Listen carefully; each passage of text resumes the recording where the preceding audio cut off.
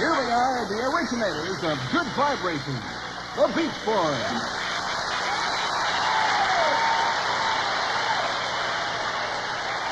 Hello, New York! Hello. Thank you. Boy, it's nice to see you.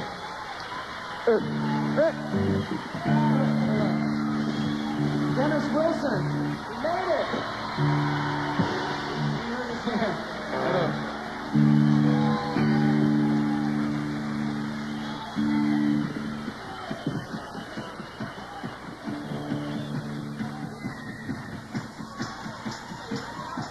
This is from Smile and Smile. It's 1971.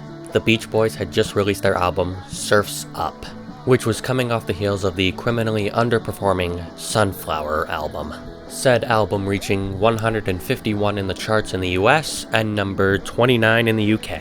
Surf's Up was met with similar praise as Sunflower, being favorably compared to George Harrison's All Things Must Pass. The last 3 tracks, being written by Brian Wilson, gained significant praise from critics and fans alike and are still held in high regard to this day. Surf's Up did significantly better than Sunflower in the charts, reaching number 29 in the US and number 15 in the UK. Despite Brian Wilson's shoddy involvement with the album, their manager Jack Riley proved to be a large help during the recording of that record, penning several songs on the album. A Day in the Life of a Tree, Long Promised Road, and Feel Flows, which are considered classics to this day. It was also around this time 2 filmmakers had submitted their film, THX 1138, to Warner Brothers, who, frankly, didn't care for it, to put it lightly.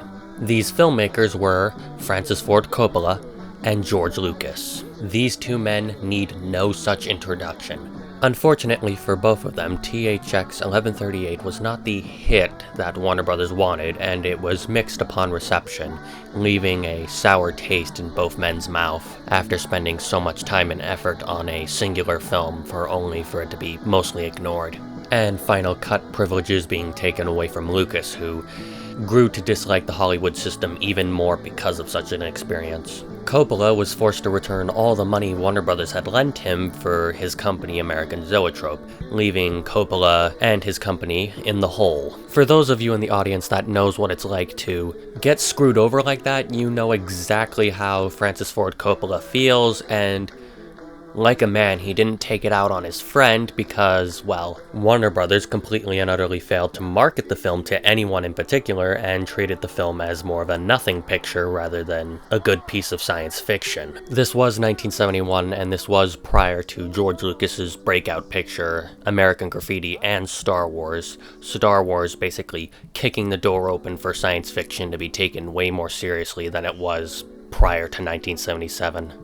In the aftermath of THX 1138 failing, Coppola challenged his friend George Lucas to make a commercially viable movie. Seeing it as an interesting challenge and a way of paying his friend back, he agrees. In 1972, Francis Ford Coppola would go to release The Godfather, which is considered one of the greatest films of all time. The Godfather would single-handedly save Coppola's company from bankruptcy.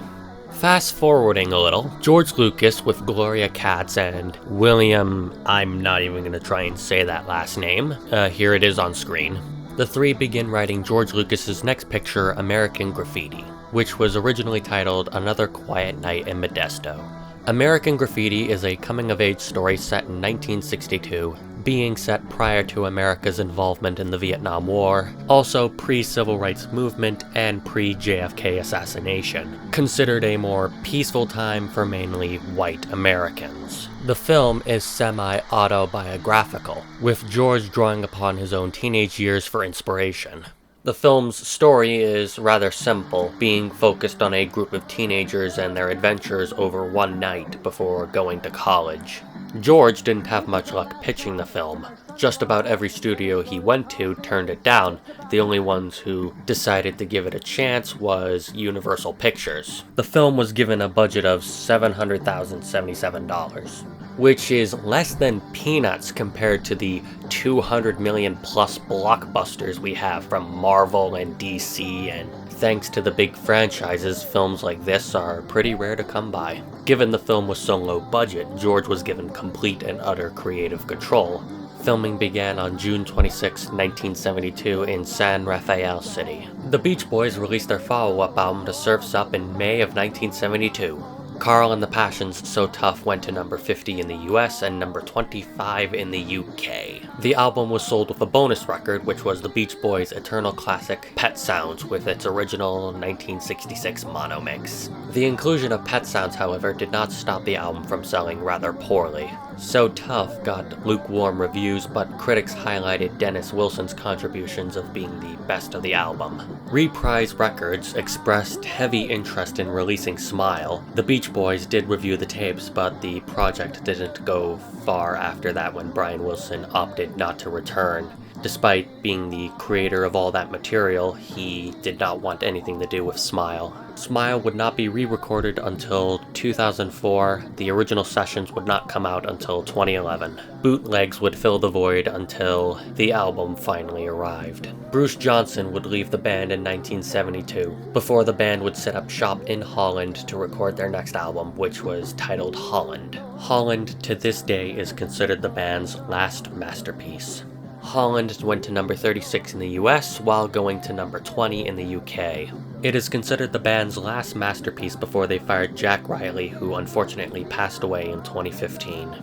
Their highest-selling album on Reprise was their in-concert album released in 1973 as well, containing all of their best live performances up to that point. It was the last record the Beach Boys worked with Jack Riley on. The next album the Beach Boys would put out would be the nostalgia-driven 15 Big Ones, which would be released in 1976. After months of shooting, editing, and sound mixing, American Graffiti was released in August of 1973. The film became a financial and critical success, unlike THX 1138. American Graffiti made $150 million in its initial run. The film's soundtrack mostly consisted of rock and roll popular in 1962, and somewhat of the late 50s. One of these groups in particular gained a significant boost in popularity after the film's release. In 1974, Capitol Records would release the eponymous Endless Summer's Beach Boys compilation album. Endless Summer would go up to number 1 and go 3 times platinum. In 1977, Dennis Wilson would record his own studio album called Pacific Ocean Blue, which was a critical success, selling over 200,000 records. Dennis Wilson would go to record for his next studio album called Bamboo, but it was never finished. The Bamboo sessions were released in 2007 as a bonus disc for the 2007 CD release of Pacific Ocean Blue. Unwittingly, George Lucas had inadvertently killed the Beach Boys.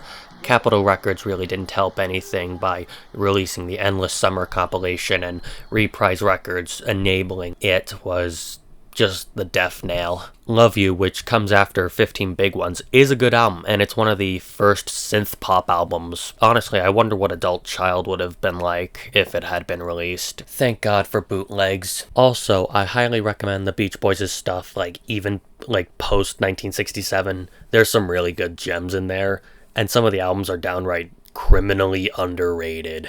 I really don't know how to end off this video, so I'm just gonna, here's the end. See you all when I make another video. God knows if it's scripted or not.